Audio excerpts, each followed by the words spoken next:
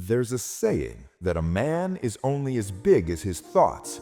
That's an eternal truth, proven time and again by the lives of successful people throughout history.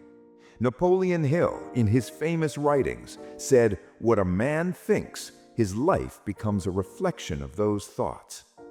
So why don't most people succeed? Is it because they don't think? Or maybe because they never discover their true potential?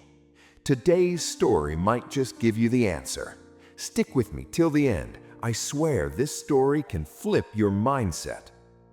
Once upon a time, at a busy city railway station, there was a beggar. Every day he'd walk up and down the trains asking passengers for alms. One day, while making his rounds, he spotted a wealthy-looking man sitting comfortably in a coach. The beggar thought to himself, "This guy looks loaded. If I ask him for money, he'll probably give me a fat stack." So he walked up and asked. But instead of handing him cash, the rich man looked him straight in the eye and said, "Do you ever give anything back in return?" The beggar was stunned. He stammered, "Sir, I'm just a beggar. My whole life is about asking people for help. What power do I have to give anything to anyone?" The businessman shook his head and replied, "Since you can't give anything, you have no right to ask anything. I'm a businessman. I believe in give and take. If you've got something to offer me, I'll gladly give you something in return. But if you've got nothing, then I can't give you anything either." With that, the businessman boarded the train and left. The beggar sat there replaying those words in his mind. "I've been begging for years, but no one ever told me this. He didn't insult me, but he spoke the truth. If I can't give anything, how can I expect others to give me something? Maybe that's why people don't give me much. They see I've got nothing to offer." He thought long and hard. "I'm a beggar, sure, but is there really nothing I can give? How long can I keep asking without giving back?" Finally, he made a decision. "From today, whoever gives me alms, I'll give them something in return." But what could he give? He spent 2 whole days thinking, and during those days he didn't beg at all. On the 3rd day, while sitting at the station, he noticed some flowering trees nearby. Bright blossoms covered the branches. Suddenly, an idea hit him. What if I give people flowers in return for their alms? So he plucked a few flowers, held them in his hand, and went to the train.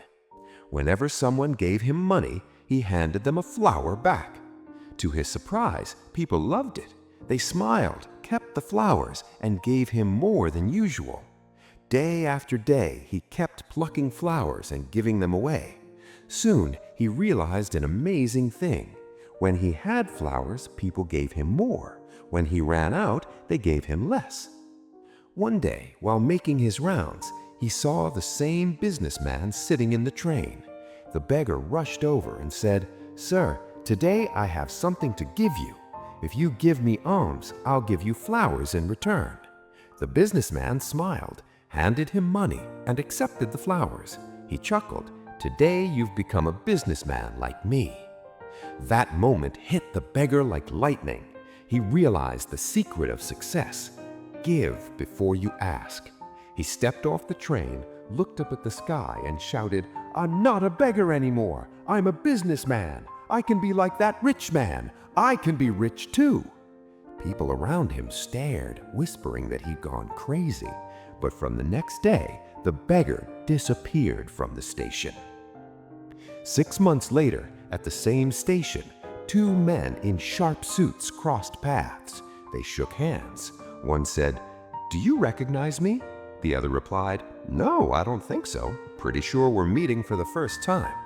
The first one smiled knowingly and said, "We've met twice before on this very train." And that's the story.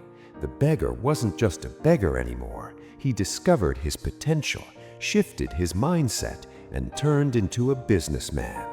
That's the power of thoughts. Your life becomes what you think. If this story made you think differently, don't keep it to yourself. Subscribe to the channel for more mind-shifting stories like this, and tell me in the comments, what did you learn from this story? Was it about giving, identity, or thinking bigger? Your answer might inspire someone else who's still stuck.